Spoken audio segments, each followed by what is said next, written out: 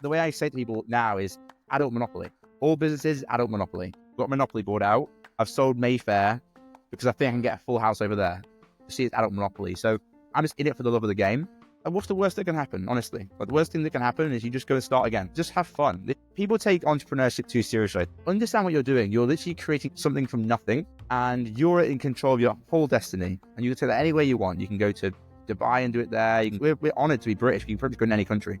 Where you want to go. You can meet people. You can invest in things. You can pretty much do anything you want. And I think have trust in that. This week's Millennial Master is Peter Watson, a serial entrepreneur who's been in the game since the age of 16. As managing partner of Featured Group, he's founded and exited multiple businesses. Currently, he's shaking things up with Vela in the crypto space, Offwork for employee perks, and Zapped for AI-powered lead generation. In this episode, Peter shares how he's disrupting traditional businesses and bringing them into the millennial mindset. He's using ADHD as his superpower and embracing neurodiversity as a game changer. And his vision for the future of marketing with AI and what it means for entrepreneurs. Millennial Masters is proudly sponsored by Jolt, the UK's top web hosting service. Every great project needs a reliable home, whether you're launching a WordPress site or scaling up a custom app. Jolt has hosting plans starting at just £3.95 a month, with unbeatable deals on domain registrations too. Why Jolt? Well, it's a no-brainer. They have super fast support, so you can get help within 30 seconds on live chat, so there's no waiting around. They do flexible payments, so you can pay with Bitcoin, American Express, or whatever works best for you, all while racking up points. How good is that? And there's unbeatable uptime, so your site stays live no matter what. Ready to give it a go? Sign up today and enjoy your first 3 months free. Head to jolt.co.uk to get started. This episode is brought to you by Offwork. Let's be real, the usual staff perks like gym memberships or gift cards just don't cut it anymore. And don't even get me started on free coffee and pizza Fridays. That's where Offwork comes in. The employee perk that actually gets used. With Offwork, your team gets something they already love: travel. They can book their own flights, pick their own hotels, and plan the perfect getaway.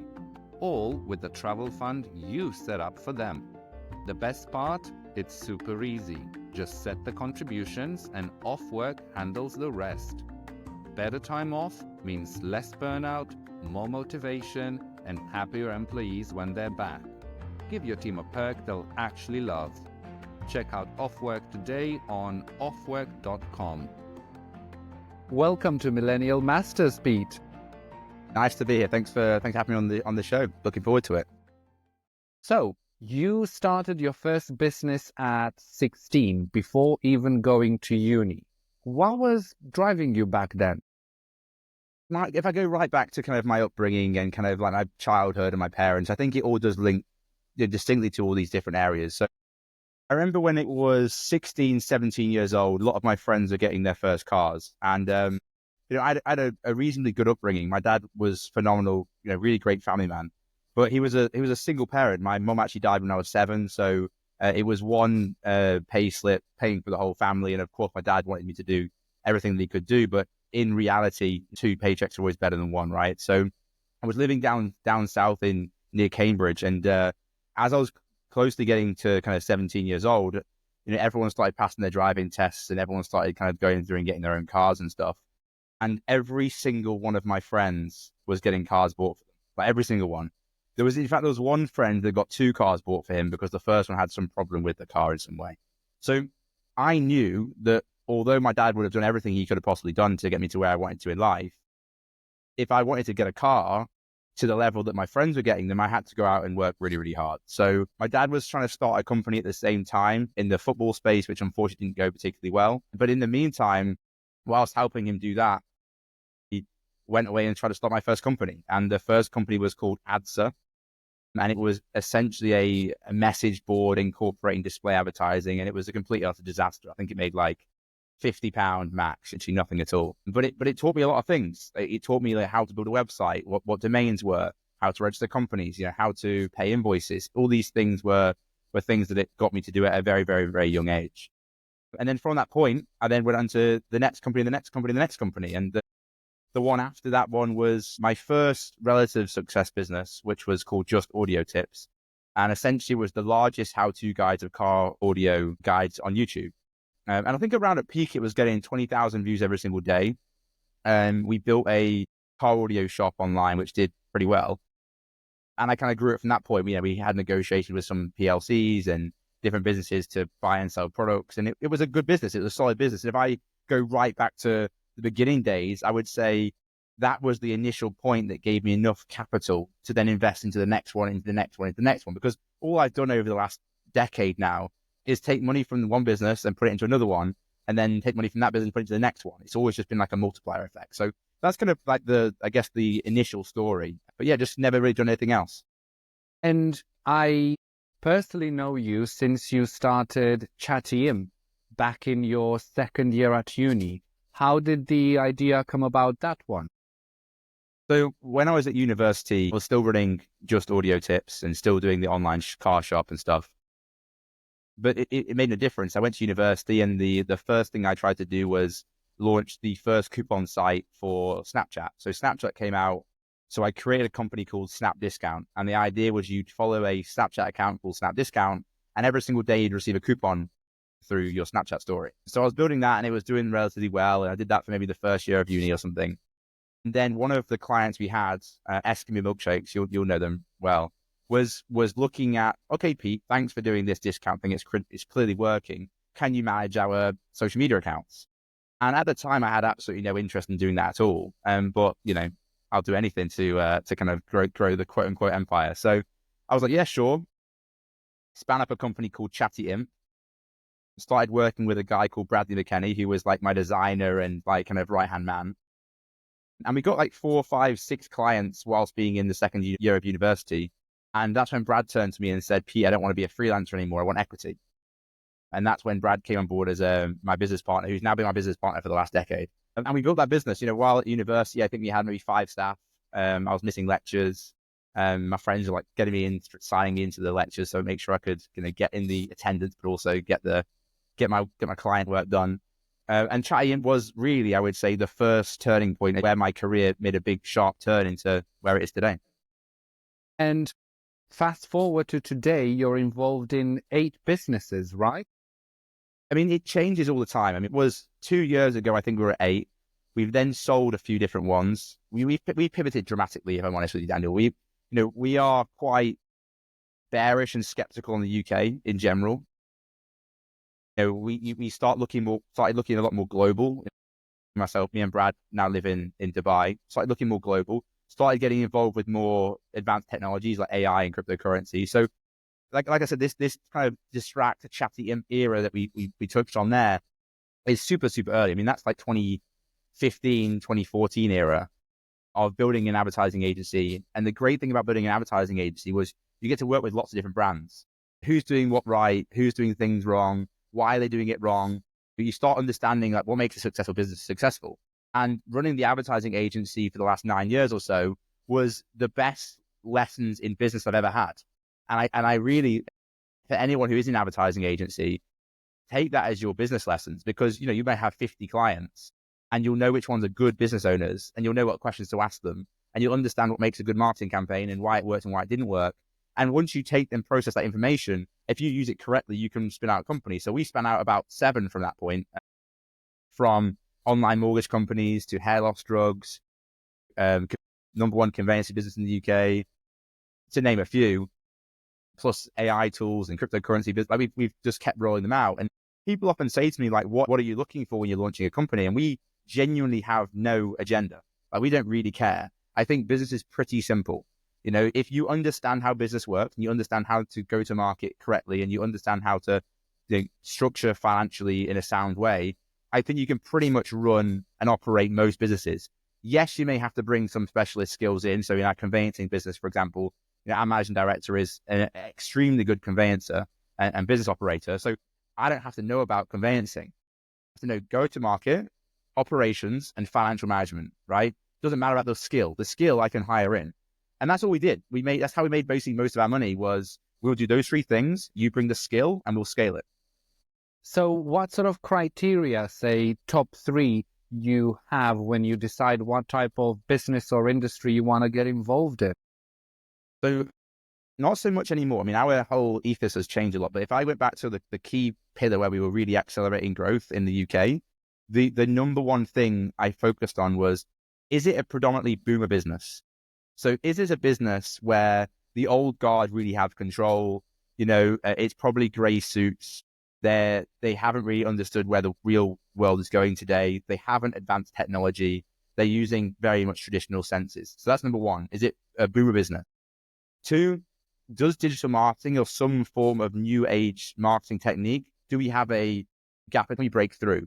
Are people using print advertising or out of home advertising, and can like Facebook ads or something be beneficial? And then three, it's do we have anyone specializing in that sector that can give us a competitive edge? So if you can do those three things, you can pretty much go into any sector, any business. So how much investment do you typically put into, like you said, revitalizing boomer businesses and moving them to a millennial model? So I would say 50% of them we just built from the ground up. So for example, if we had like Rippled, for example, was our digital mortgage company, we literally just built that business from the ground up. That was very much focused on, we have some mortgage brokers that we know and trust. We have the technology, we can build the technology ourselves, and we know how to do gap route to market. So we didn't have to buy that business. Fletcher Longstaff, for example, we bought from the administrators. So that business was a very good business. It was performing pretty well. However, operationally, it wasn't in a good place. So we bought that business knowing that if we kept the growth perspective right, but if we fixed it from a financial and operational standpoint and inserted a new managing director, we could probably turn that business around. And that's exactly what we did. That business is phenomenal, to be honest with you.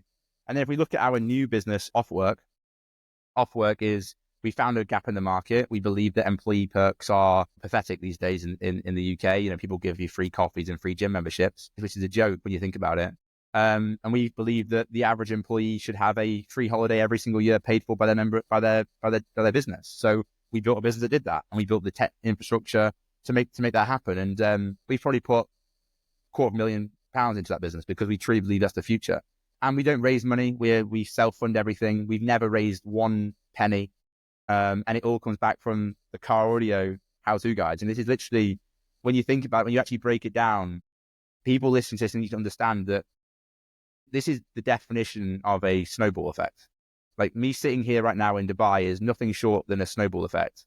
And I genuinely get chills sometimes really understanding like what I'm actually doing. Like last week I was talking at Bitcoin Amsterdam, like the biggest Bitcoin conference in Europe, about where I believe the Bitcoin landscape's going. And this, Daniel, like 8 years ago, I'd be stood in like the corner of a small theater in Lincoln, and maybe like 5 people listening to me say anything about marketing. It's like the definition of a snowball effect. So I'm just baffled that I'm here, but I'm just loving the journey and loving continuing on this path.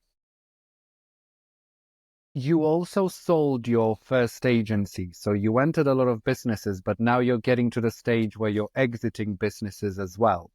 How do you know when it's the right time to exit or sell off a business?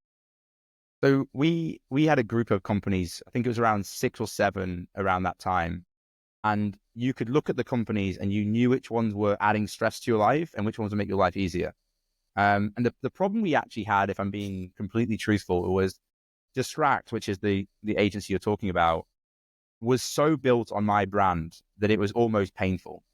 And I could literally see moments where I would get involved with the business, we'd see growth, I would get out involved with the business, and then we'd like, what's the word? Like nothing would really happen, So I'd have to keep jumping in, push it, get out. And we brought in Steph and Hannah to manage the company whilst I moved to Dubai. And they did a great job of maintaining, but it was never going to accelerate again. It was never going to go to the next level.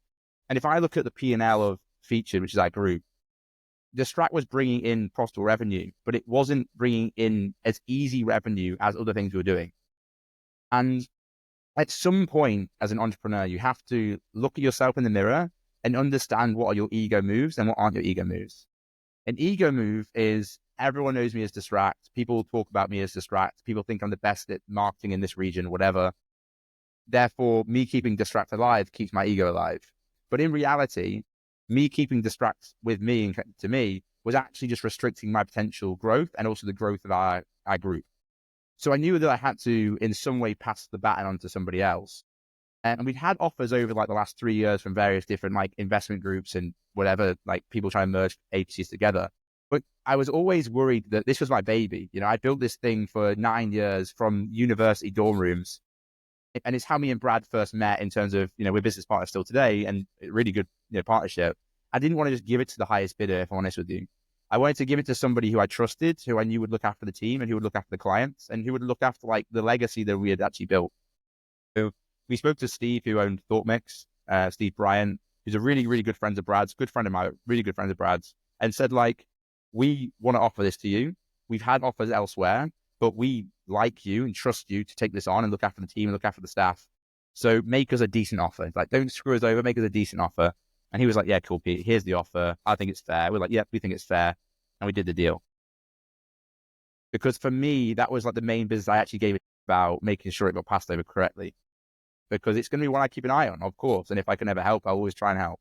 But it just came to the point where, as an entrepreneur, I think you have to understand when you've passed your level or when you think something's holding you within a level.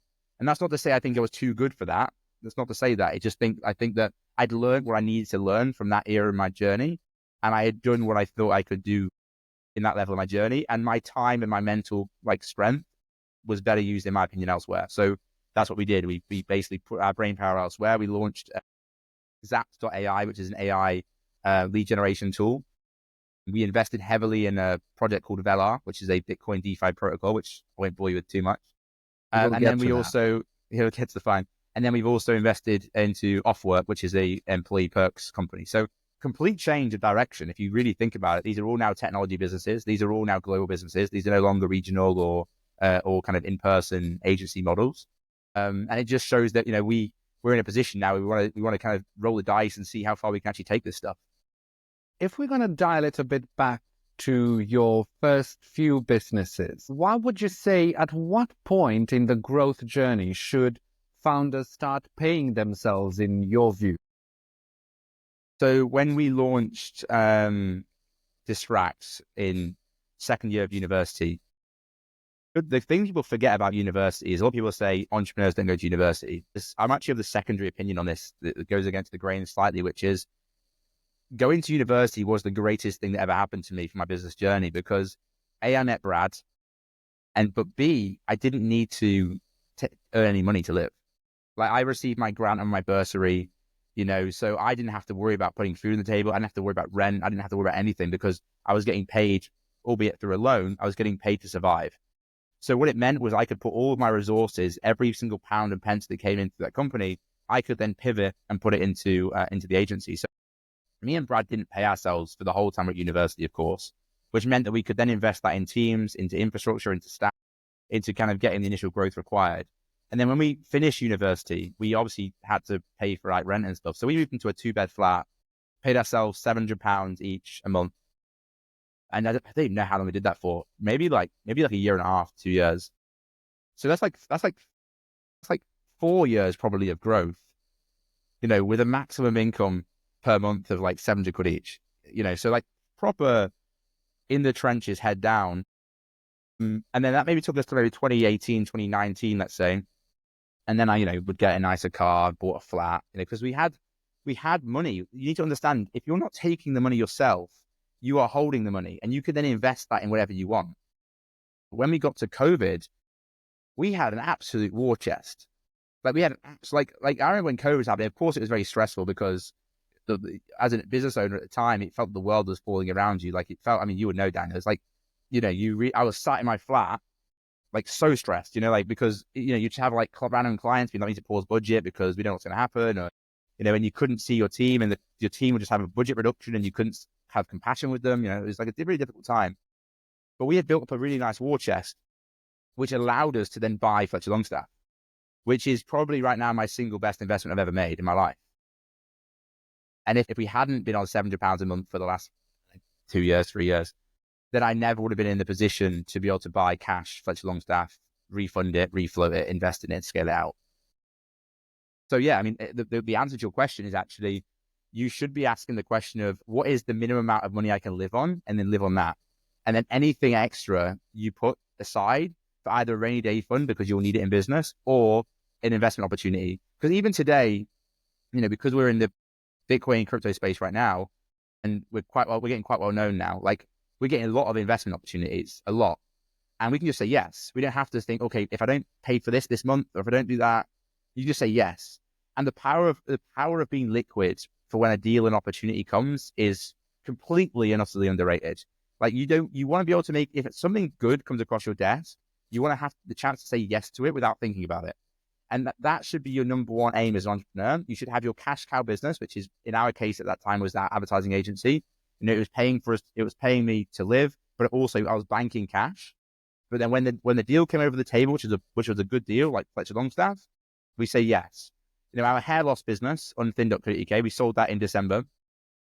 That business we probably put in K ourselves, and our business partner probably put in the same 200K as well. But that was, again, the same principle. It was a deal coming across my table, and I didn't have to think about it. I just said yes, because it was the right deal at the right time, the right move. And I think, yeah, having that ability to just make the investment without worrying too much and affecting your standard of living makes you unbeatable and unplayable as an entrepreneur, I think. So keeping the money in the business is key from that perspective. Yeah, absolutely. We never took it out. We take little bits here and there. Don't get me wrong.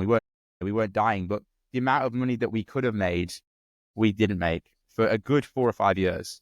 And it's actually it's kind of quite sad in a way as well, which is we've really had to sit down and have a conversation with ourselves now, which is we actually are earning money now. We can actually, you can actually live. You don't have to worry that you want to buy a PlayStation 5, you buy a PlayStation 5. I remember there was a time where I would work things out in my old hourly wage, like £5 an hour hourly wage, and be like, oh, I don't want to pay that. It's like 25 hours of my hourly wage. This is really.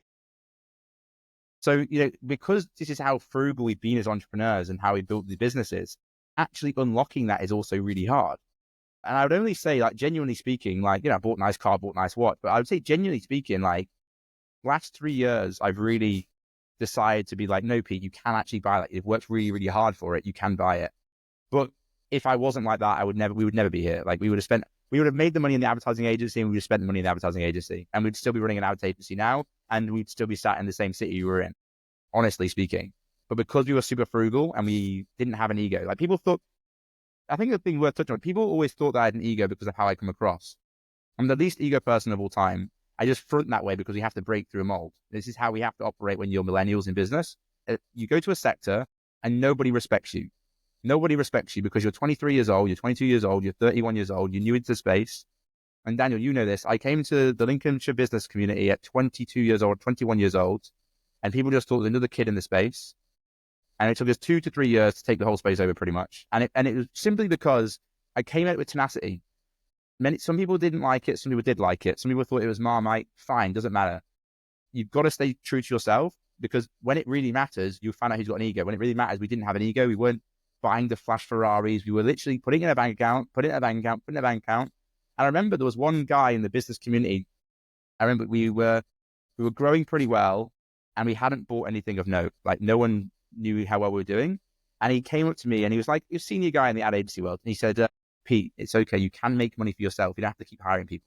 He just didn't believe that we were doing well. He just didn't believe it because I didn't have the flash car, didn't have the flash watch.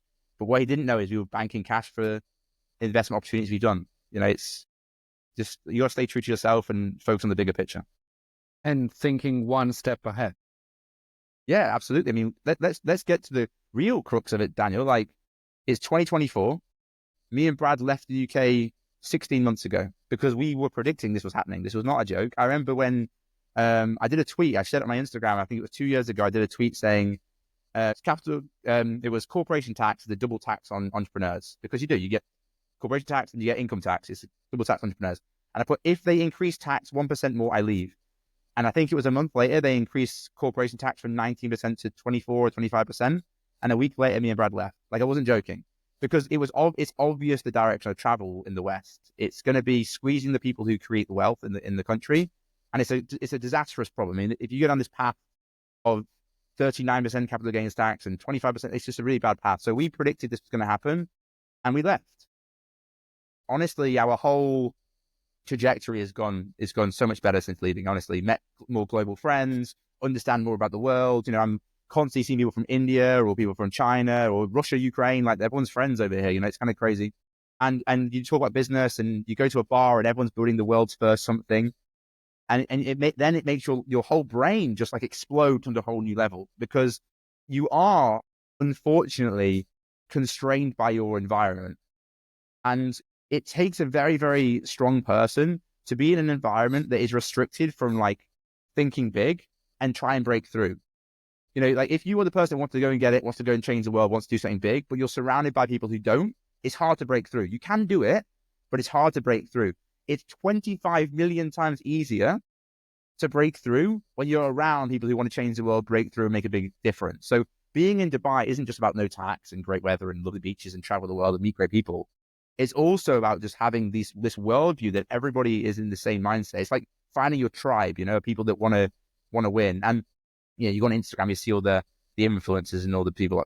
They aren't here. Like, they're not. Like, when you go into, like, if you want to go on the Palm and like go out every night, which I've been on 2 nights out the whole time I've been in Dubai. If you want to do that, be my guest, right? True. But if you want to go out and like actually see cool people and have good dinners and have thought-provoking conversations, then it's the best city in the world. It really is. And what advantages does Dubai, say, give like for like with the UK? In your experience, now that you lived it a little bit there? Well, the number one thing that everybody should understand is the idea of compound. So you don't appreciate how much tax can hurt a business. So let's say, for example, you make 100K and you're going to lose, just say you lose 20% of it because of tax. So now you've got, let's say, 80K. Well, that's 20K less than you could invest in the next product. That's 20K less than you can invest in the stock market, or 20K less you can invest in Bitcoin, whatever. But you do that compounding with a reasonable return rate on that 20K. That's not including capital gains tax. That's not including VAT. That's not including, like, this is just corporate tax. To get income tax at 45% or whatever. So the level of compound over a 5-year period, do the maths. It's truly insane. Like, if all you did as an entrepreneur was pick up your business, move to Dubai for 5 years, and then came back to the UK, you would be in a distinctly, hugely different position. I mean, more than double. So that's the base level of someone, if you're looking to preserve and invest your capital in a more efficient way, that's number one. Number two is, I think people from the UK a lot, right? And I can say this because, you know, I people from the UK a lot, but we're actually pretty liked.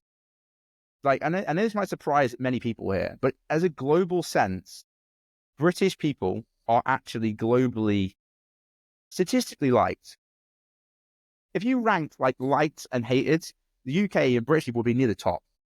And what that means is you can pretty much go to any global destination, Hong Kong, Singapore, you know, Dubai, anywhere, and you get a fair shot. You know, you get a pretty fair shot at life. You get a pretty fair shot in terms of English is our first language. So I think people underestimate the benefit and the benefit of being British. So you think, oh, I'm going to leave the UK, it's going to be harder for me to make friends, and it's going to be harder for me to invest my money, and harder for me to do. No, actually, it's actually dramatically easier. I've never found so many people that have been like-minded as me in Dubai, and I've never been given so many shots than I have in this country. You know, like, genuinely, like, fundamentally, it's better in that sense. But also just globally minded. Like, you know, the UK is falling dramatically. It is a failed nation, if I'm going to get a bit political. It's complete, and I think, in my opinion, it's the empire is in complete decline. I see no way back, genuinely speaking. You look at places like India with 1.4 billion people and some of the smartest tech lines in the world coming through. The UK pretty much is finished. So if you're making a bet on yourself, do you sit in a nation that is dwindling to failure, knowing it's failing? I mean, let's be real. Everyone in the UK knows it's failing, but the UK has some of the greatest minds in the world. So if you think you're good, if you back yourself, go and compete on a global stage. Dubai is a global stage because anyone from the world can live in Dubai. It costs you, roughly speaking, $2,000. You're now a resident in Dubai. You now can compete globally. So if you think the UK is failing and you think you're good, you probably shouldn't be sitting on a train that is failing. You should probably think a bit bigger for yourself and be like, actually, maybe I should step out my comfort zone. And before I've got kids, maybe before I'm married, go and try it on an international level. So that was a bit of a jargon answer, but hopefully that encapsulated it. Makes sense. So UK is not a global stage anymore, based I don't think so. on your I don't think so. description. But surely after a couple of years now in Dubai and the UAE, have you noticed any downsides, or how would you compare life to the UK? So I came back to the UK for 4 weeks. I think it was 4 weeks, and the stark realities of things that hit me in the face. And this is no disrespect to my boys and my friends and whatever. The stark reality is nobody does anything. If it's not a weekend, it's not happening.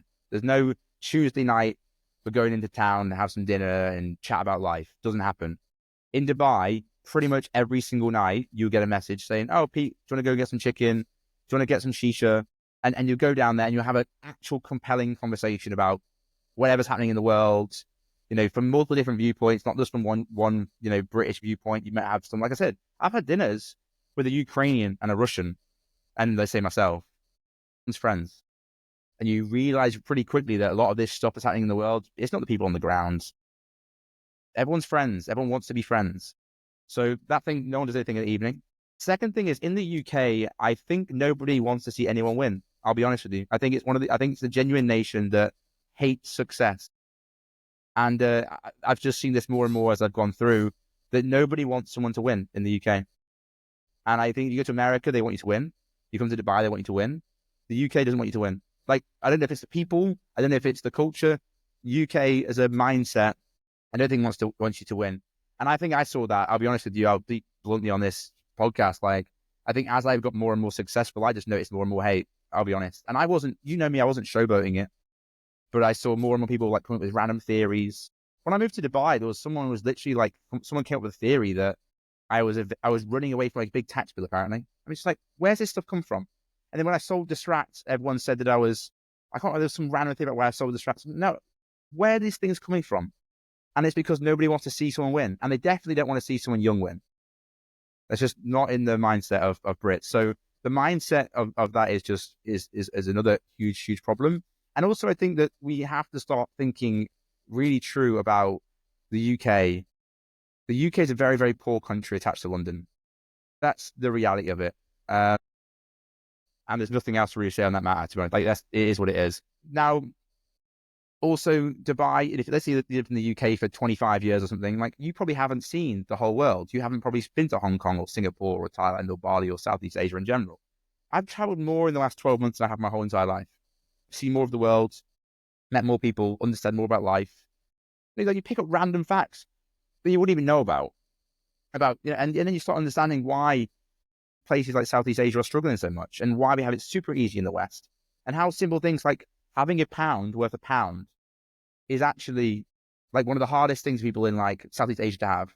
And I was in Sri Lanka for a week, and I just wanted to go and work in a different place that wasn't Dubai. So I flew to Sri Lanka, and went to like a hotel, and I got really close to the manager of the hotel, and he spent like 2 hours telling me about how the Sri Lankan government was capitulating the currency. It was illegal to hold dollars in Sri Lanka anymore. If you came out and protested, you go to jail. And complete and utter, like, their currency is in free fall. They can't save money. What should they do? This is like a basic human need. The human requirement is like, you have money, you earn money, you exchange your time for money, and you want to spend that money on something. That's a basic level of, in my opinion, of like, human need.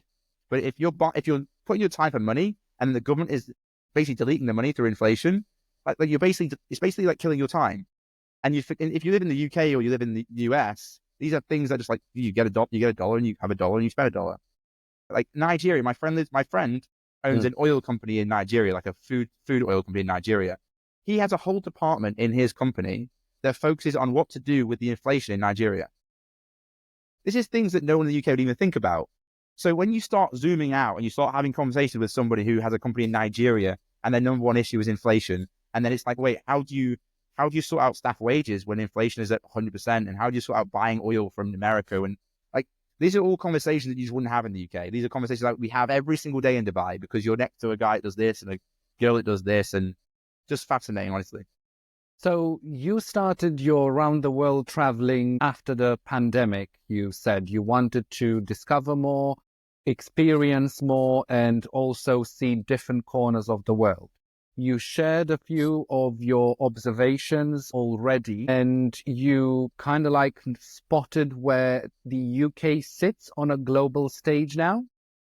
But so if we're personally like, as people from the UK here, how are we seen as a business and trading nation?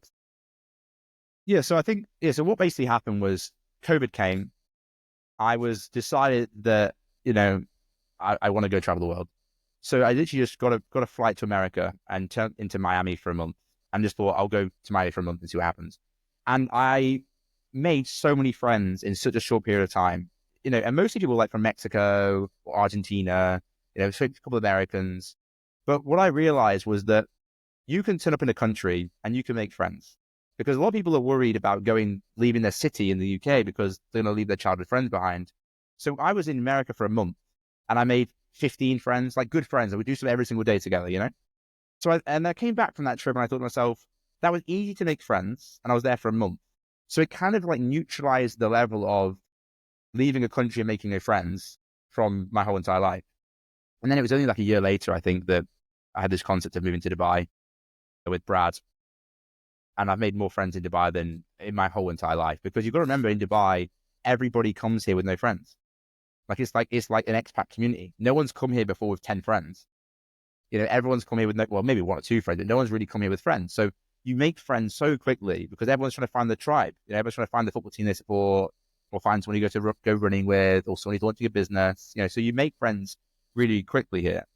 If you're from the UK, you're definitely seen like somebody who understands like business. Look at our heritage. We literally. I mean, if you go back to 100 years ago, we were the reserve currency of the world. We basically built the entire infrastructure globally. And you go to places like Hong Kong, it's all been built by British infrastructure. Singapore, same principle. So the level of trust is global, because we've been, as the British Empire, we have been in these countries and have been building their infrastructure. When they're driving on the left-hand side of the road for a reason. When they go on a metro and underground, it's because we built it because of what we learned from the underground in London. These are all British Empire stuff. So Same plugs. the level of, same plugs. Dubai's got the same plugs. I mean, it's the level of trust is huge. And I think that, the only people that sit and criticize the UK people are people that don't understand how the world works. We are liked because we don't really have any enemies. We are friends with most of the world to a degree. We just sometimes follow America a bit too much. You mentioned Brad as a key to your success and balancing out. And a lot of people tend to start on their own rather than finding a business partner they could rely on. What's your reflection? Were you able to do everything you've achieved so far if you didn't have a business partner? Yeah, so when I first started out, let's say between the age of 60 and 21, I very much was the idea of you should have 100% of everything. You have to control it all. Why would I work if I'm splitting it? This was kind of like definitely my take. As I brought Brad in as a freelancer to work on some of my other projects, I obviously saw the value that he brought to the table. But looking back, I'm 31 now, looking back and understanding the direction of travel, there is no way on this planet that I'd be where I am without Brad.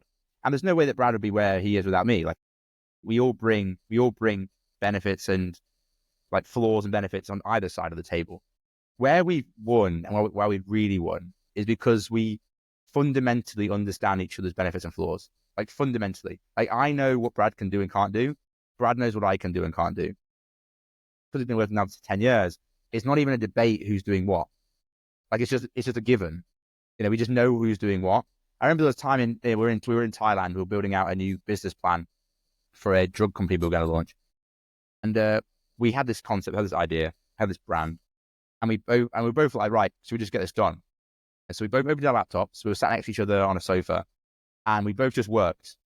And it was the most mad. I think Brad even wrote this on a LinkedIn post recently. It was like the most magical thing I've ever seen, where this Google Doc and Google Sheet were just getting filled out in real time, and we didn't speak to each other for like an hour and a half, 2 hours. It just got done, just got finished, because he knew what I was doing, I knew what he was doing. We didn't have to speak because we've done it so many times over now. And I can't give more credit to the fact of just understanding and trusting your business partner in everything you ever do. I will trust Brad more than anybody in my life. If I got married tomorrow and I was with them for 10 years, I would probably trust Brad more than that person. Like, you understand? Like, because there is nobody that's been through more things in my life than Brad. You know, I've had 2 girlfriends since me and Brad have been business partners. So he's lasted longer than my 2 girlfriends. You understand? So the level of trust, the level of depth is just far greater. People call us married couples all the time because we just are. Like, we do everything together. Business couple. Yeah, absolutely. But it just works beautifully, you know? And so I think, but the one thing I will say is somebody does have to have the final say. So me and Brad, our share split is slightly more weighted towards me. I have slightly more shares than Brad, but we've never, ever had a disagreement. So what I mean by that is, although we both know, legally speaking, I can say, no, we're doing this, I've never, ever in my life put my foot down, you know, because we understand each other's benefits and flaws. I know what he will be better at, and he knows what I'm better at. Therefore, if I say this to this one thing, he knows to go, I trust Pete on that one thing. You know, there was an investment we were making maybe 6 months ago, like quite a big investment we were making. And Brad, it was completely out of his remit, like completely out of his remit. He had no idea about the sector, the investment, whatever. And he just said, I'll match your investment. And I said, bro, it could go to zero. Like, 'cause it was like a risky one. It was a high risk investment. And he just said, you've done all right for me so far. You know, and that's kind of like where we're at, you know, like it's the point where we've won together so many times, we've lost together sometimes, but the trust is just implicit, like it's just insane. So besides trust, how do you know, and now looking back, if you were looking for a person to start a business with or partner with, what would be the key qualities that they should be looking for? Well, I think I landed on my feet. Everyone said, the amount of times that people have said to me, I need to find myself a Brad, would be more than I can count on my hands. But me and Brad are such polar opposites, like in every single sector of life. And like everyone who knows me and Brad will know literally every single sector of life. So it comes to the point that like you have to find somebody you gel with on a personal level, but can do the complete opposite things as you. Like Brad is super organized, I'm not. Brad can't do a keynote, I can. These are like key things that matter across every single aspect of business. We are complete opposite people. The only thing we pretty much agree on these days, like, is probably like the direction of travel of the world. Pretty much everything else we are opposites on. Literally everything else. So it's the most gorgeous business relationship I've ever seen in my life. The challenge most people are going to have is, well, how do you, okay, Pete, cool. You just said you had a business for 10, 11 years. How do I find one? Well, the reality is you probably have to kiss a lot of frogs to try and find the right one. The issue is that's not what worked for us. What worked for us was the fact that I was hiring as a freelancer to do the roles that I couldn't do.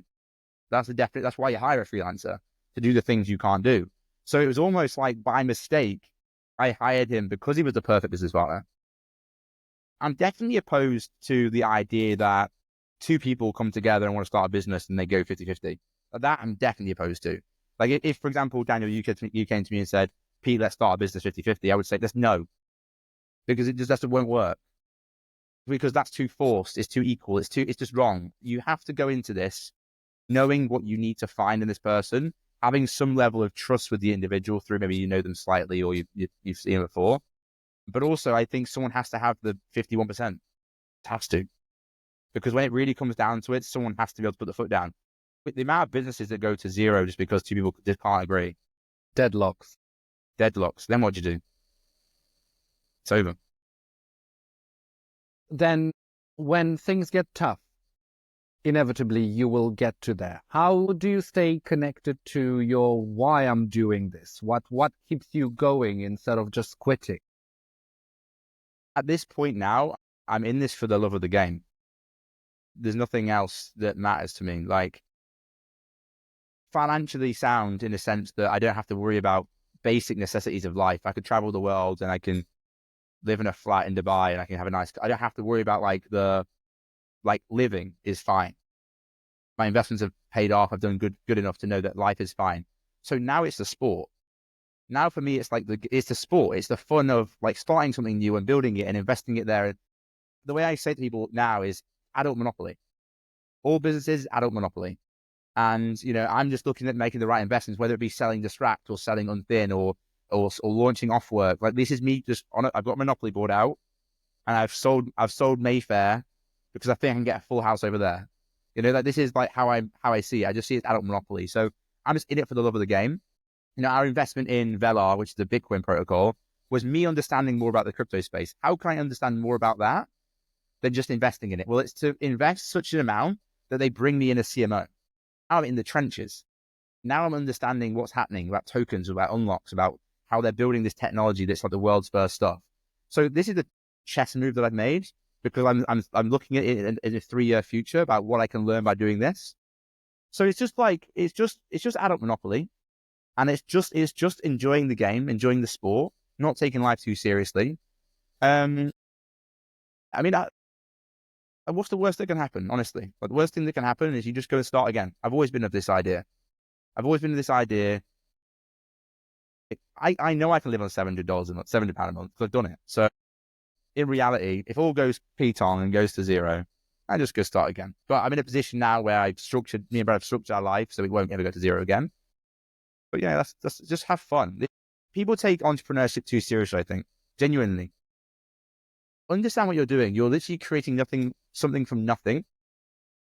And you're in control of your whole destiny. And you can take that anywhere you want. You can go to Dubai and do it there. You can go into, we're honored to be British. You can pretty much go in any country.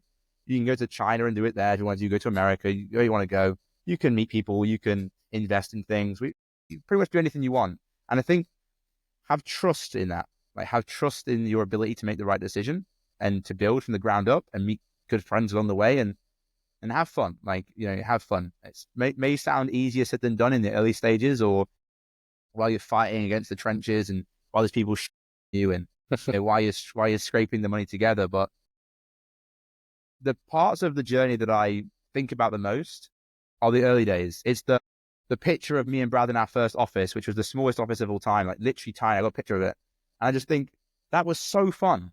It was so fun just having me and Brad in this tiny office, trying to figure out how to get our first 5 clients, and skipping lectures to try and go to meetings. And I look back on them with real great pride because it was the building blocks that put me where I am today. And I'm not a quadrillionaire. I'm not the definition of success, but we've done all right, and we've enjoyed it along the way.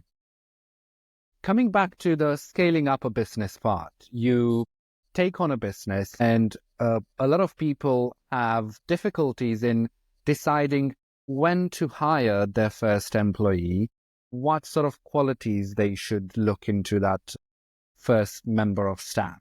What's your experience of it as you've dabbled in multiple businesses and multiple sectors? So the number one thing is you have to realize what your strength is and what is your weaknesses. So let's go to Distract because that was the one that was the real ground up from zero where this really mattered. So I knew that Brad was amazing at operations and design. That's what he was doing at that time. I knew that I could do the work and sell. My belief system at that time, and it's crazy looking back because you don't know it at the time, but you did it and then you realized it was the right decision, was if I do the work, I can't sell. And if I hire someone to sell, it will cost me a lot of money because salesmen are expensive. So what I did was I hired someone to do the day-to-day work so then I could sell more. So my distinct belief is if you're an SME, the last role you should hire for is a salesperson, a BD role. Because no one can sell your product, your dream like you can. Like no one can walk into a meeting with confidence or even fake confidence because that is also a thing. You walk to a room and as long as you project your confidence, it's fine. You can be the most anxious wreck of all time, but in your mentally, you've got to look into. So I told someone this story the other day. It's like anxiety and excitement have the same reactional effects on the body. So when you are anxious about a situation, rather than saying I'm worried about giving this keynote, you should say I'm excited about giving this keynote. It's a real thing. It actually works. So You can fake your confidence, but either way, go into a room confident and no one will sell like you can. You can't hire somebody that will sell like you can sell. You can never hire somebody who will sell a dream and a belief that you can. But you can have people to do the job and sit at the office and get it done. So our first hires at Distract were people to do the work so I could maintain selling the work. And that was probably I did that pretty much the whole of Distract. I didn't ever really replace, I had a couple of BDs here and there that would pick up the work, but I was always the front facing person. And that actually was, if you loop it back round to the end point, that was probably the downfall of why I had to get rid of Distract in the end, because I built this whole agency on the idea that you come to me, I save your marketing dreams and speak around the UK and Europe about marketing. And then all of a sudden I'm now living in Dubai and investing in other projects. So, it got us there. But then when I wanted to exit, it meant that we couldn't get probably a much bigger multiple than we could get. We did okay out of the deal, don't get me wrong. But on reflection, it was the greatest thing we did to get us where we were. But if you were trying to go for some multiplier, then it probably wasn't the best decision. But reality speaking, it did exactly what it needed us to do. So in your view, how could other founders, in a way, decouple themselves from the businesses that they built in their name and became reliant on their energy? And founder-led sales, as we know, are very important. Is there a tip that you learned in the process of the other businesses that you've built that weren't as reliant on your vision and sales? Yeah, so the other businesses that we've got now have all been built on marketing and branding, not on the individuals with a team. But if I go back to Distract, there was a guy who was a really good friend from university, really good marketing guy. And he was we always used to say, we used to joke in the office that Tommy was like a blend between me and Brad. He was perfect. And it was always the aim to bring Tommy through when we exited to be the guy. He completely changed careers. I'm never going to say it was down to, the reason we couldn't scale it another 10x was because Tommy wasn't there. But I think it would have been a different company if we had maintained with Tommy. What Tommy had is he brought through 8 years of understanding how we operated. He brought through trust and reliability because we'd known him through the whole of university. And then on top of that, he also could do speaking events and passion that I brought to the table. So I would say what you want to do is we try and find an individual that kind of encompasses what you have and what your business partner have, if there's two of you, and then drive them through together. That's what I would do anyway. So Tommy was a good example of that at Distract. But I think if I was to willingly know where I wanted to go and where I wanted to take this, then what I'd have actually have done is I'd have brought someone in about now, and then I'd have nurtured them for 3 years, 4 years, and I would have hired them pretty much all on personality. I'd have hired them pretty much on the idea that I needed to be someone who goes out into the world and networks. I needed someone who can sell. I need someone who can stand on stage. I'd have basically tried to find someone with my personality, and then I'd have tried to mold them for 3 years to be my exit plan. That's basically what I would have done. But I couldn't be bothered. Speaking of people changing careers and tracks, millennials are often criticized for job hopping and not sticking to one path. How do you see that mindset fitting with the entrepreneurs that you've met along the way? I think millennials have it really, really difficult right now. I don't know how most people get by, genuinely. I think you've got a cost living crisis. You've got the highest industrial energy costs in the world in the UK right now. Prosperity is pretty much an all-time zero. If you want to earn serious money, I don't even think London does serious money on a global scale. If you do the same job in London and you put it into America, it will be nowhere near the same. So my point is, the reason I raise all these things is because I believe all the millennials trying to do is trying to get their worth. So they'll be in a career here for 2 years, and then they know they're going to get a bigger pay rise if they just jump to another company for 2 years and jump to another company. Whereas back in the day, you would be with one company for 40 years, and they'd progress you through, and there'd be a decent enough pay jump every single time. And of course, people would normally stay in the same city they were in, but by the by, now I think people believe in the UK, the only way to actually graduate in a good enough manner is to move jobs, right? I think that is the reality of it. If I'm looking ahead of time and where I think this world actually goes globally, not even just in the UK, I think we see a massive move towards freelancers.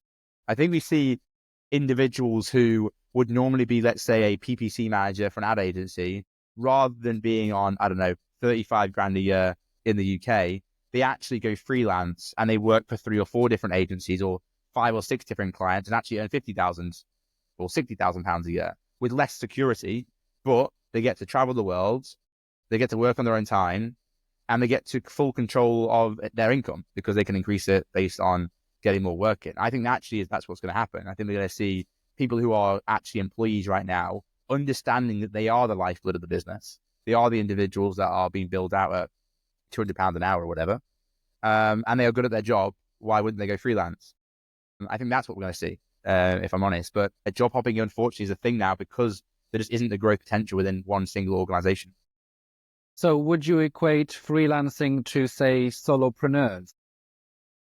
I don't know. I don't think it's the same thing, if I'm honest, because a freelancer has a limit to it. Like, you've only got so many hours in a day. And also, like, I wouldn't use freelancers, don't get me wrong, but some people need a group of people, like an agency or something, to do it. So there is 100% a cap on your ability to make money and grow a business, because the chance of you being a freelancer then growing to like a 25, 30 person agency, when you've had that mindset model that I want to be a freelancer, is not going to work. But do I see people going from being employees to being freelancers? Yeah, I think that is the move that's going to happen. Do I see solopreneurs moving to be entrepreneurs and having multiple different companies? Probably. So I think that we're not going to see like someone go from employee to being a fully fledged, entrepreneur managing multiple different companies. But I think we'll see everyone just level at one. An employee will be a freelancer, and maybe a solopreneur will become an entrepreneur with multiple different companies. I think we'll see that because it's going to get tough for people. It's going to get tough for people over the next 5 to 10 years, and people want to try and have more control over their life and their freedom. And I think people are realizing now that it is quite depressing living in a mid-range town or city in the UK with very limited prosperity, very limited investment.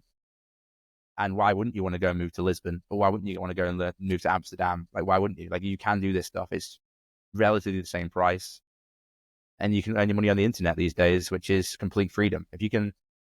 People think Dubai is expensive. Dubai isn't expensive. It's expensive if you want it to be expensive. It can also be very, very cheap. You can also pay for $400 a month in rent if you wanted to. So people, like, when these countries start popping up and allow people to have the individuality and flexibility to happen, employees will want the flexibility that comes with that. And the easiest way to do that is to become a freelancer or is to be an entrepreneur. What do you think is holding some people back who always were contemplating, I want to be entrepreneur, I want to start something, but I also have this role that kind of like in a way keeps me safe? The number one problem people have is they get trapped by what they currently have, rather than thinking what they could become. They get a slightly better salary, which then they get a mortgage, maybe they have kids, and now they're trapped because they can't take the risk that they could have taken when they didn't have wives and kids. So my answer to that question is always like, try and take the risk and the plunge before you have the things the real commitments that actually matter in life. Like, having a kid is a real commitment, it matters, right? You shouldn't be taking ridiculous risks when you have somebody else solely relying on you. I don't think the government's going to come and save you. So you've got to really, look after yourself and try and build that. So if anyone is pre-kids, pre-married, this is your time to take every single risk under the sun. Like, I would define you as a loser if you think you're an entrepreneur and you haven't taken the risk without kids and without wife. Like, what's the worst thing that's going to happen? You go back to your job. And it's like when I moved to Dubai, like, everyone's like, once you don't like it, I fly home.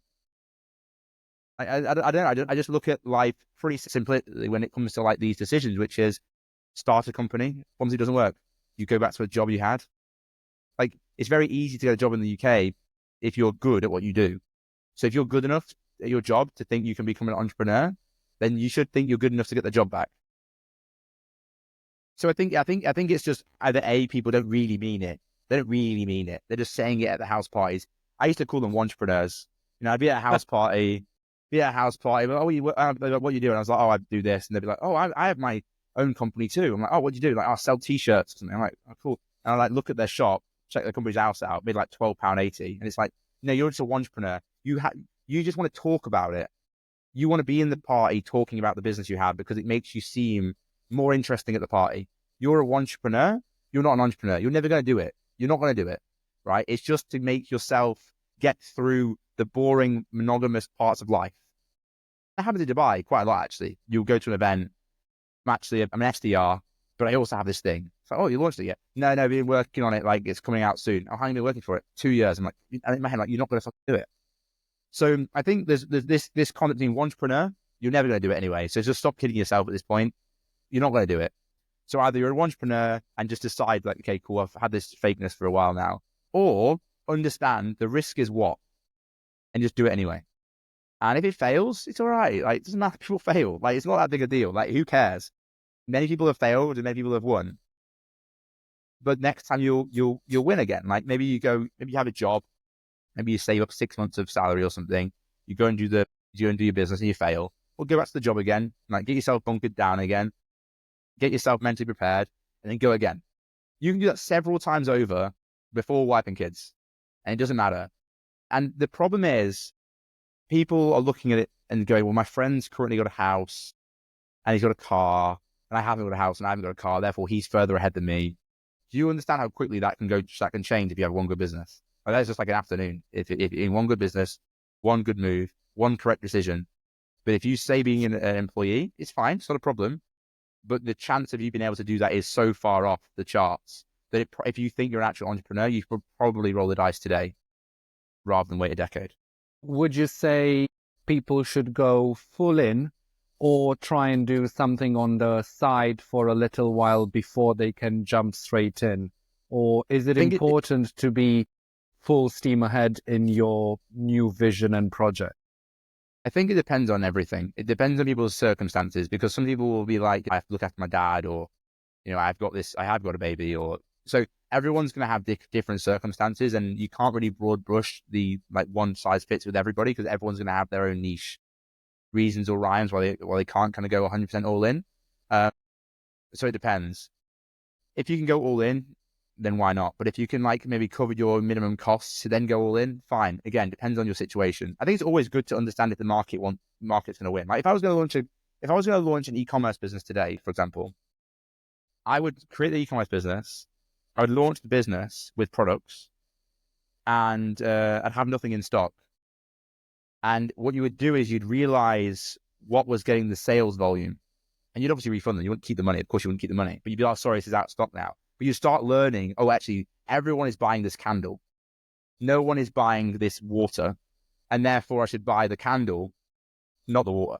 But you've only figured that out because you've tested it for 6 months while being in your job, probably, while doing your ads, and you've understood there's a product market fit. The worst thing you could do in that case would be quit your job, buy the water, buy the candles, go to market, and they want none of them. So it depends on the business. It depends on your situation. Like, if you're a consultant, let's say you're a accountant, it's distinctly different, because you can probably get 1 or 2 clients before you go, and then you've probably covered your basic living costs, £700 a month, whatever, and then you know that you're going to be billing your time out as an accountant, so you can just go and do it. But if you're trying to build like a tech company or something, it's just, again, distinctly different. So I think it depends on the circumstances. Speaking of tech, in the last couple of years, AI has really picked up steam. What do you see AI as in the future of marketing, which is one of your specialties? Is AI the future of marketing, or is it all steam? One of the reasons we wanted to exit Distract in relatively quick speed is because I don't believe we're far from somebody going to Facebook, putting in their URL, Facebook creating the full creative, the full advert, all the optimization, pressing one button, and Meta just running it all for you. I don't think we're far away from 3 button clicks, no advertising agency required. I think the advertising agency model will move to strategic, like, what should we put here and how we should put it there. But the doing, I think, was going to be pretty much all done by AI in the not too distant, I'm talking like really soon. And I think it'll catch a lot of people out. A lot of people who have been selling ad agencies on the doing, I think will get their rug pulled from underneath them.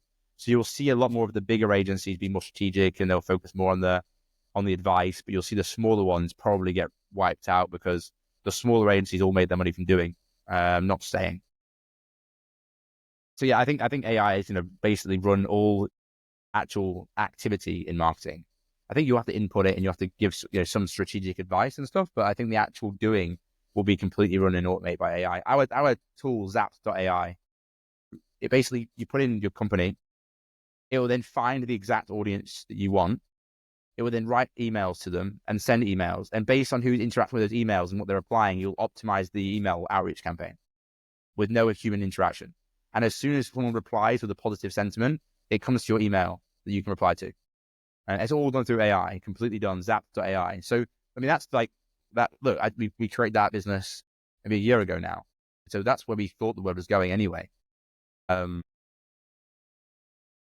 One other buzzword in the industry besides AI is crypto, and you're also involved in it. What's the deal with crypto? Is it for everybody? Really difficult question, right? Because, there's probably like 50,000 crypto tokens in the world, if not more. Most people won't go wrong with, say, Bitcoin, right? Other ones, you could probably make some bad decisions and end up losing a lot of money. The reality is nobody in the West understands how hard it is to survive in the East. Like if you're from Southeast Asia, let's just choose like Nigeria, because I was talking about that a minute ago.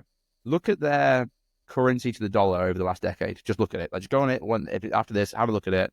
Or look at the Zimbabwe, like trillion for or back in Germany when the baskets were worth more than the currency, right? This is all inflation. And during COVID, I think it was like 40% of the dollars ever in circulation were printed by the government, right? And the problem with the dollar being printed is America gets all the value, but the whole world runs on dollars, which means that 40% is then spread across the whole world. Hence why you saw global inflation. Because if the thing we're measuring the GDP on, dollars, there's 40% added to it, that's 40% inflation across the whole world, just blended across. And it's going to hurt the poorest over the richest. That's how life works. Now, the reason gold has been so phenomenal over the last 1,000 years is because gold is an asset that is constantly sat there with value. And the more dollars that get printed, the more people want to put their money in dollars to keep it safe. So then, therefore, as more people buy gold, the price of gold goes up, right? It's a store of value. Gold's always been a store of value.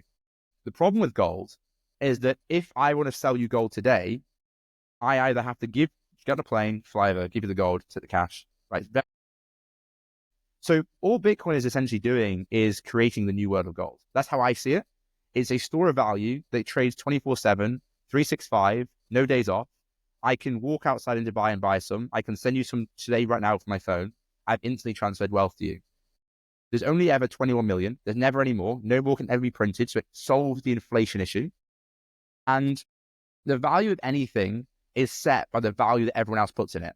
I think this bottle of water is 15p, which I know is surprising, but if you're in the UK, 15 pence for some water in Dubai. Now, if everyone wanted to pay 25 pence for this water, it would be 25 pence. It's just how life works. This is how Bitcoin works. Same principle. More people want to put their money in Bitcoin to save their money from the inflationary pressures we have today, then the price goes up. And right now, what else is there to buy? If you have $1 million today, you can either put it in real estate, and you can have land tax in America where you're paying 1, 2, 3% a year. So literally in 30 years, you're now at zero, because you paid the land tax. Or you can invest it in the stock market. Sure, fine. There's not really many other places you can put the money. And the best thing with Bitcoin is I can literally send $1 million today and get Bitcoin. And my asset is now freely available. I don't have to wait to sell it. I can sell it a minute later. I can sell it a decade later. But also on top of that, you've got all the technological advancements within that technology. The UAE is mining Bitcoin, which keeps the network secure, and they control 4% of the entire mining operation is based in the UAE right now. Mm-hmm. But also I can build on top of it. I can build entire financial ecosystems. And that's what the project we invested in is doing. It's building the future of finance directly onto a Bitcoin, the most secure network in the world. So Bitcoin as a blanket statement, most people will not ever understand it. You could sit there and have audio books from the brightest minds in the world, and you still won't fundamentally understand it. The only thing you have to understand is it's the new gold. There's no point arguing it. And if you hold pounds or dollars over a longer time horizon, it goes to zero. And the easiest way to look at that is just look at the price of gold versus the dollar, or the price of gold versus the pound. That is the definition of inflation. Why have house prices gone up so much in the UK? It's inflation, right? It's not what else has changed. The UK has not been more productive in the last 20 years. Nothing's changed. apart from inflation. And the biggest thing that woke most people up was COVID, because so much money was printed, and it all went to the hands of the wealthy elite, and they all bought property, and they all bought gold, and they all bought stock markets, so it all went up. Obviously, it's inflation. So yeah, I mean, that's what I did. I've been buying Bitcoin since 2017. I truly believe in it. I think it's the only way that most people will actually have freedom in this life. I think if you look at the price now at $65,000 or whatever, I think in 10 years' time, you'll be like, I thought it was high then. He was off his mind, but actually now it's worth, I don't know, $500,000, and I should have bought it. And that's been the same principle since it was launched in 2009 or whatever. So would you distribute between property and Bitcoin, or would you hedge your bets on one? The problem with property is if I need the liquid capital, I've got to, put it on the market. I've got to wait, got to get conveyancing, and then someone falls out of a deal. It'll probably take you 3 to 6 months to do it. And I own a conveyancing company. So I have one property in the UK right now, and I can't sell it because it's got cladding issues. I mean, what is this world we're in? I can't sell it because some developer decided to build a property with dodgy material. So now I can't sell it until it gets renovated, whatever.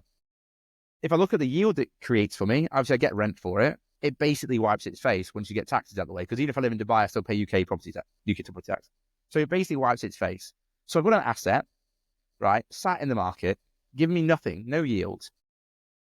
If I'm bearish on the UK and I think the UK is going the wrong way, then I think people will get poorer in the UK, which means by default rents will go down, and by default property prices will fall on an asset that I can't sell quickly. And then we all know that people who have multiple properties are going to be punished, because they're going to have to be, because there's not enough properties in the UK for the growth of the population. So therefore, by default, we do know, let's use our brain, that they will start taxing people with multiple properties more. Right? Yeah, but maybe not even now. This could happen in 5 years. Either way, it's going to have to happen, because of the way the world's going. So based on all that information, why do I want to own a property? And the other thing I will say is, I rent in Dubai, and I absolutely love renting, because if there's something wrong, someone fixes it for me. And if I go, actually, do you know what? I want to go and travel to Southeast Asia. I just go and rent in Southeast Asia. The problem when you buy is you're restricted, because most people can't just have a house in the UK and then travel. Most people have to have the house in the UK and live in the house in the UK. So if you rent, yes, it's going to cost you more money, probably 30% more money than it would if you bought. But do you know what you can do? You can get that job offer from Hong Kong, and you can fly a week later, and it's not a problem. That for me, the level of freedom and the ability to be able to move at the great opportunity is far outweighs the benefit of having a house that's going to, we have a house prices soon, So what I would do if it was me, and this is not financial advice, and everyone's got their own risk thresholds, and I'm an entrepreneur by trade. That's what I've ever done my whole entire life. Yeah, I want to sell my property in the UK, and I want to put more money into Bitcoin. That's it.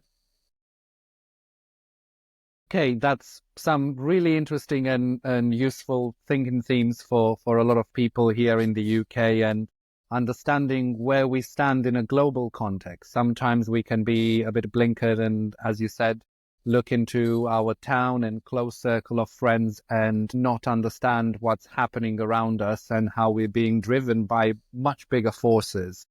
But I wanna go back to a bit of a personal level now. I wanted to ask you if there's one particular routine or habit that keeps you sharp and focused when everything around you can be so hectic.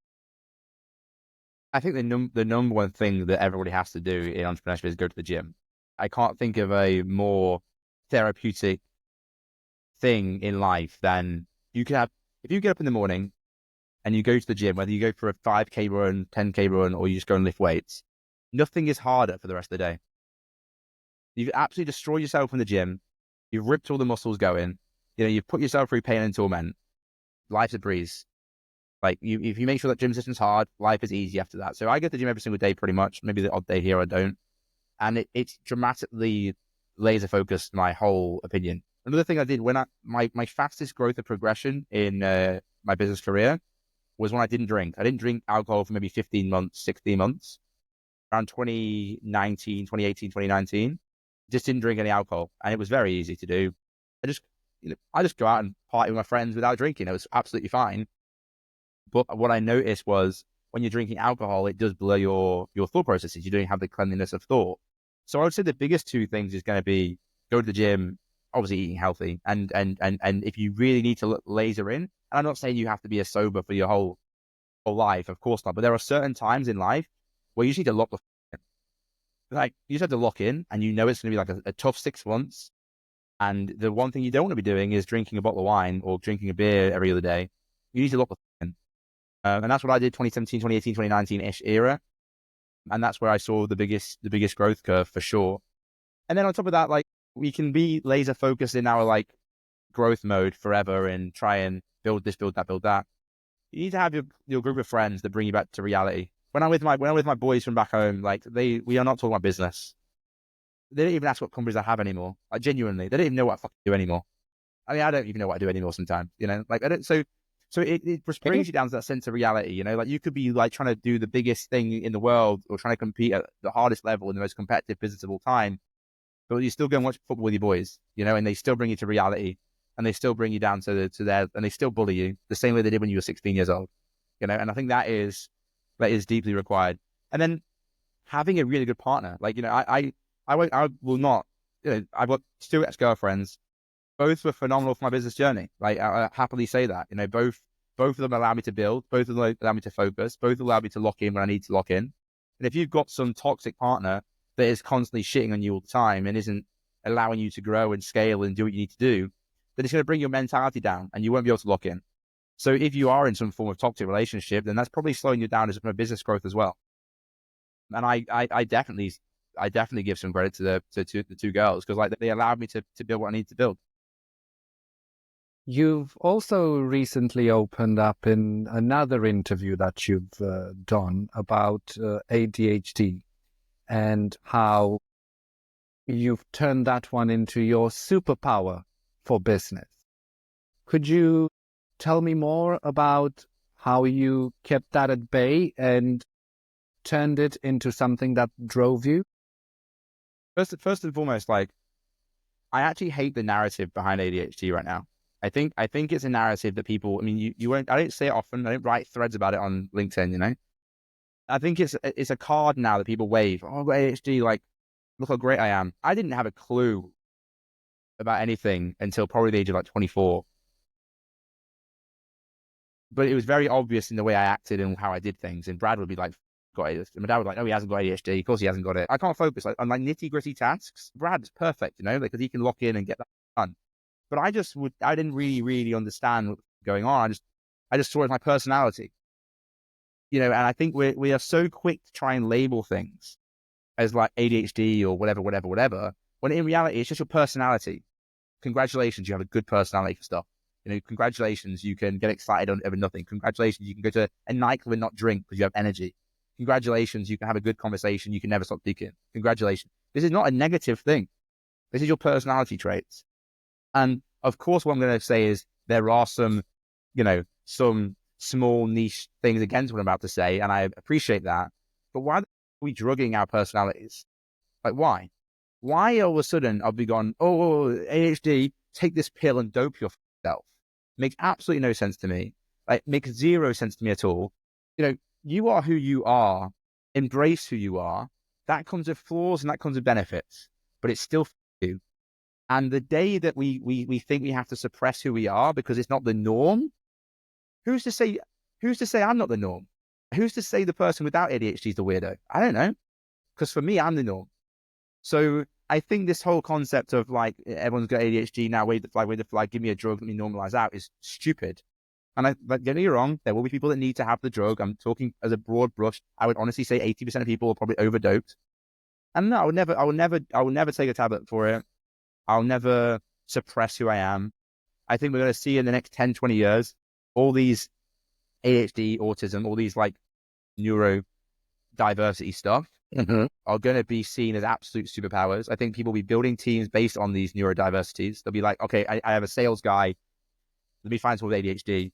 I have a data guy. Let me find someone with whatever. These are going to be genuine things people will build out teams for because they are superpowers. And I'm baffled this concept that people are changing their personality because somebody told them they have a thing. I just find it really strange to me. I'll never do it. How do you find those who use it as an excuse for their lack of performance in certain areas? Could you train your ADHD to be better at the things you're not? If your neurodiversity skill set isn't working in the role you're doing, you're probably in the wrong role. It's a perfect role for every single person with these different skill sets. ADHD is a skill set. There's a role for you. You're probably just in a role that doesn't work with your ADHD, whether it be a heavy data role. Probably not right for you. So if you're complaining about if you say, "Oh, I can't do it because of my performance," I would look at honestly change careers. Why are you trying to fight it? This is you. This is your personality. This is not a problem. This is your personality. And I think we have this frame of mind with a lot of things in life where we try and see the negative, or we see the negative when actually we can flip these things into positives. I'm very, very proud of who I am as a person and my personality traits. And I know there's benefits that come with who I am as an individual. And I know there's problems with who I am as an individual. And it's my job as the operator of my brain and me to make sure that I'm playing the games that work best for me. And either hiring the people that pick up the pieces, like the Brad, for example, or choosing the industry that I'm going to operate best in. You know, we have to think, you are yourself. You are going to be working for 50 years. Choose a skill set that works with you. You know, and I think that's just like, and if you want to complain about it, not my problem. Not my problem. Based on this, what's the biggest sacrifice you've ever had to make to be where you are today?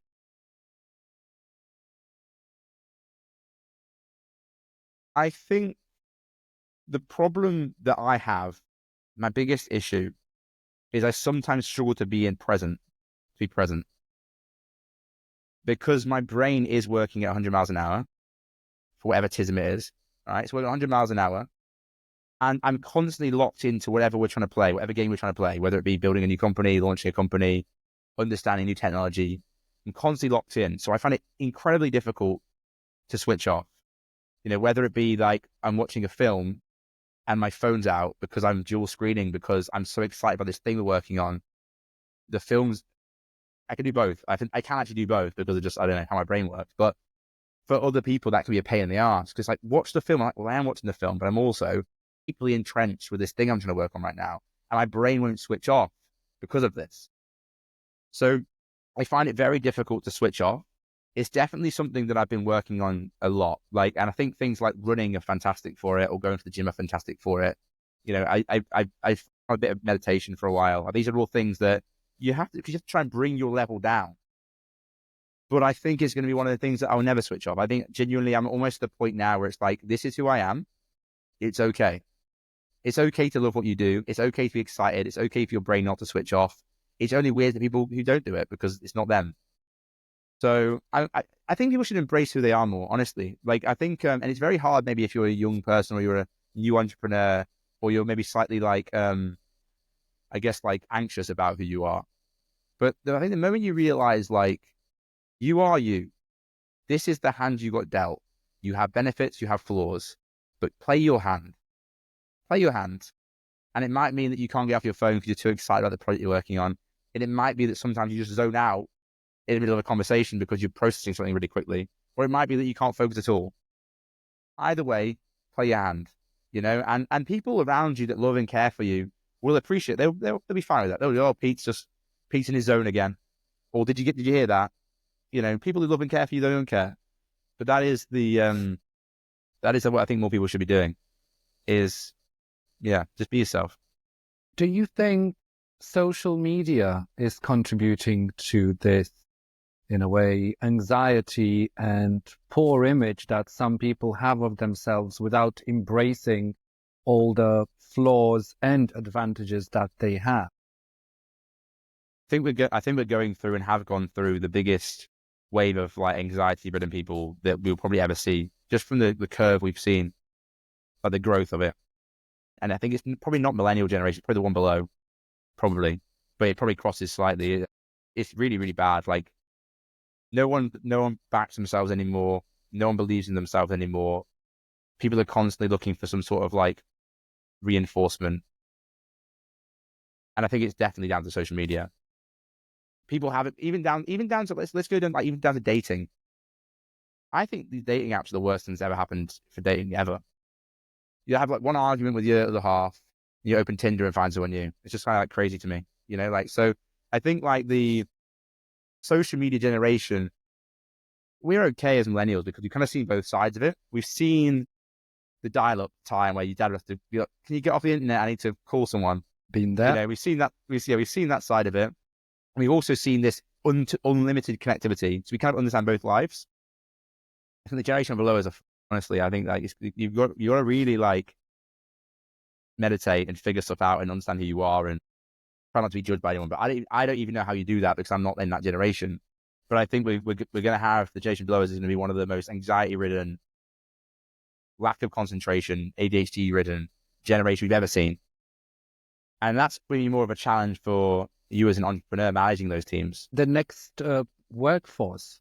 So have you worked with a lot of Gen Z in that area? How can you manage the younger generation as your businesses grow and develop? I think that generation are focused more on what things look like and experiences, and also career progression, because they are super hyper aware that they aren't going to get on the property ladder unless they're earning some good money. So I've noticed they career jump a lot more than even millennials, to be honest with you. So I think it's one of those where you have to keep taking people into the rooms and be like, I think you're doing an amazing job. You've got to reinforce so much more. You've got to offer them growth potential. And you've got to also make it look like they're doing a job that is good to the outside world, so then they can tell their friends about it and get the recognition and reward they deserve. Very, very difficult. I mean, I'm very, very difficult. I mean, I'm thankfully, I don't think we really have any in that generation right now working for us. Maybe a few, but not many. Not like ad agency days, we have a lot of them. Is there a legacy that Pete Watson wants to leave on this planet? When I first started out in business, it was very much focused on like, how big can I build something? Can I be the biggest? Can I be whatever? Maybe I'm old. Maybe I'm getting older now, Daniel. I don't know. But all I ever want to do is chase happiness. And all I want to do is be the person that set up my future generation. So I want my future wife, future kids, future grandkids, all to do well, because I made some good decisions back in the day. I set them up. I did relatively well. I didn't do them parties when I was 23. I didn't spend that money when I was 24. I invested well. And I just love the sport. I love the sport. I love getting up every single day and being able to do anything that I want that I think is right for our like group. But really, all I care about at this point is literally like future wife, future kids, future grandkids, legacy within that. I genuinely, and I mean this with all the respect to everybody who's listening to this, don't care about anybody else. Like, I don't care about someone's opinion about who I am, what I am, why I'm doing it, what they think about me selling that company or buying this company. Or, I mean, of course, I want my friends and my loved ones to do well, but my ability to care about anyone's opinion about, has Pete done a great legacy? Has he done well?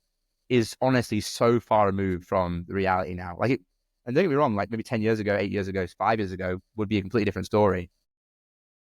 But maybe it's because I'm like where I need to be now. Maybe it's because I'm like comfortable enough to not worry about this. And maybe I've grown up a lot. I don't really care about people who I don't know, like, and trust about the legacy I leave. I just honestly just want to have fun, want to be happy. I want to have people close to me do well. You said that you didn't party as much as you could and enjoyed life as much as you could, especially in your 20s and as an entrepreneur involved in so many things. Do you regret that, or do you see it as the price you had to pay in order to be in the comfortable space you are now? So I partied a lot when I was like first year of uni, second year of uni. And then I basically I didn't do university in the third year because we were so busy with the agency. I still had a good time partying, obviously with my friends or whatever, but I didn't do it like everyone would now, like once a week or whatever. I don't regret it. I don't regret it at all, because I like, you sweat in your 20s, you can live life in your 30s. Like I'm in this fortunate position now where I can, if I wanted to go to anywhere in the world tomorrow, I could, no one could say otherwise. And that's a level of freedom that is like the greatest level of freedom in the world. The freedom of doing what you want is all we're chasing for. Forget the earning 10, 20, 30, 40, 60 million dollars. All you should be chasing for is freedom. The best thing is, People don't understand how affordable freedom is. Like, if you wanted to, next week, you could move to Bangkok and you could move into an apartment for probably $350, $400 a month. You could probably live on an extra $300 a month. So you're probably all in for, let's say, $800 a month, living like a king in Bangkok. And then you could go travel to Bali. You could go this idea that you have to earn $100 million to be free is literally stupid. And you're almost setting yourself up for failure. Like, I have a friend of mine. He lives in the UK. He's struggling to get by. He can go and get a call center job tomorrow in the UK that is remote, and he can live in Bangkok, and he would be like a millionaire there because he'd probably earn $2,000-$3,000 a month in the UK, paying $800 a month to live in Bangkok. But right now, he's in the UK, just about getting by, having to take out credit card debt to get by, the standard UK story these days. But if all he did was go, actually, I'm in a rat race where I cannot win. You cannot win. That rat race there's no way that he can win in that scenario. What's he going to do? Make $1,000. How? So, but if he just got a job that he can do on the internet, maybe like live chat or something, these jobs they do exist. And he moved to Bangkok, he'd live the freedom that he needs. And you don't need to have $1 million, $10 million to live a free life.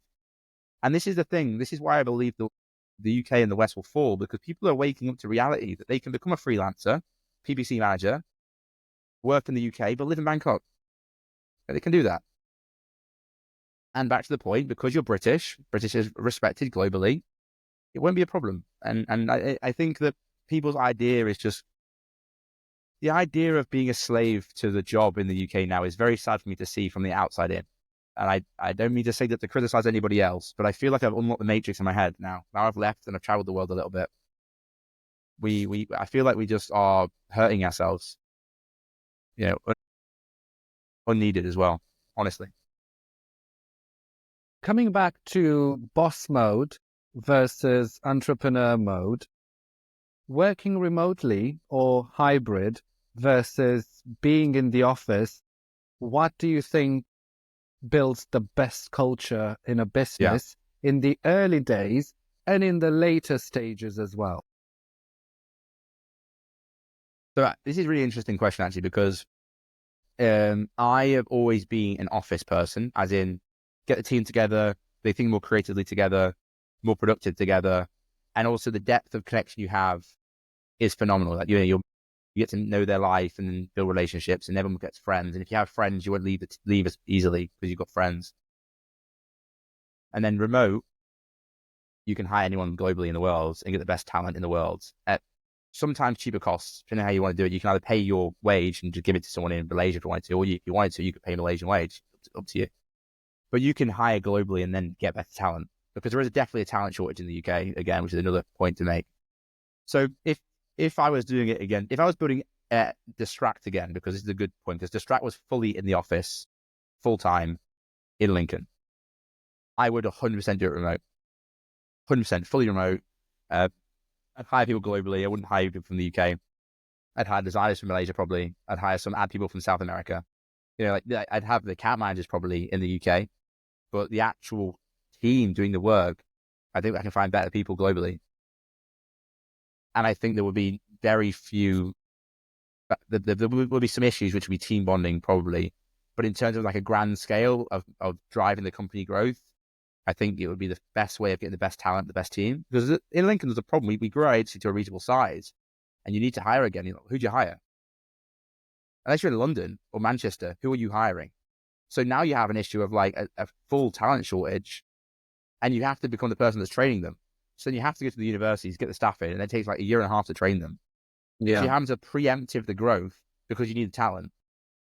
So it's, if I was to do it again, I would do fully remote. The hybrid thing for me is like interesting because like you get to a point where it's like, the issue is they're not remote and they're not, they're both. So you don't get the benefits of the, remote working. You get some of the benefits of doing it in office. But the problem is the benefits of the remote working don't work when you're doing hybrid, because I can't hire the guy from Malaysia. I can't hire the girl from Argentina because they have to be in office 2 days a week. It just doesn't, I don't understand it. That to me doesn't make much sense. So if you're not hiring remote workers, you're restricting yourself, the talent and the growth potential. Yeah, because it's a joke to think the best talent for your business are in your town.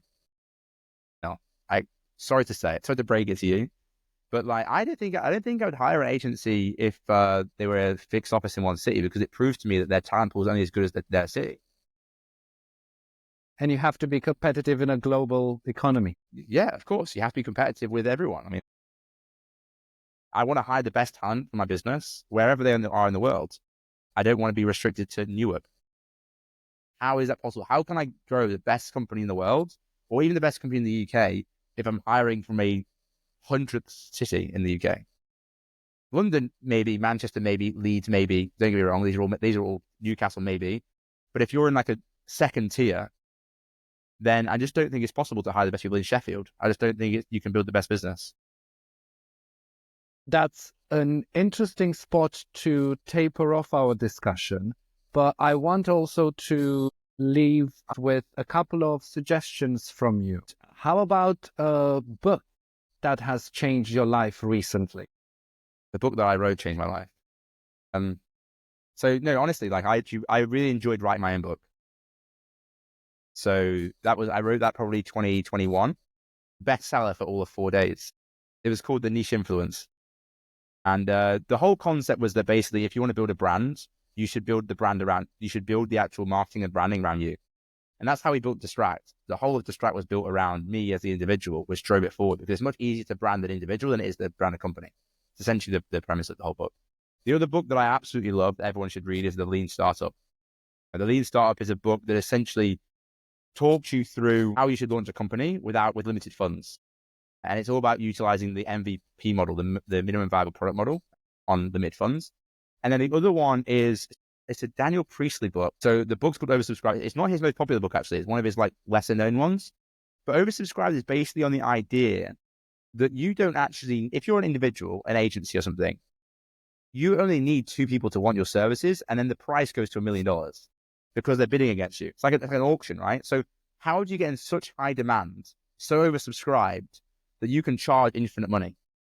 So it's a really interesting book about supply and demand within like building a business. Oversubscribed, Daniel Priestley.